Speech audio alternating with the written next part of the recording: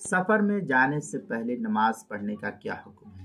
چنانچہ جو شخص کسی سفر کا ارادہ کرے تو مستحب یہ ہے کہ گھر سے نکلنے سے پہلے بشرطے کہ وہ مکروہ وقت نہ ہو 2 رکعت نفل نماز پڑھے۔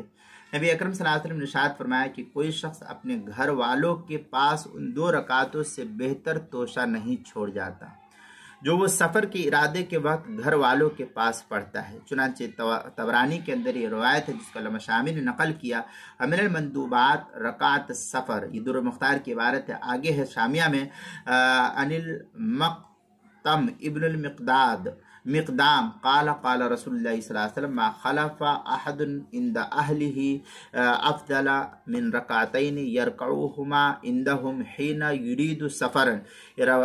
طبرانی کی روایت، اس کو علامہ شامی نے فتاوی شامی جو زکریہ بگڑی پور دیوبند کا ہندی نسخہ اس کی دوسری جلد صفحہ 466، کتاب المسائل اس کی پہلی جلد صفحہ 513 اور 514 پر بھی اس کو نقل کیا ہے۔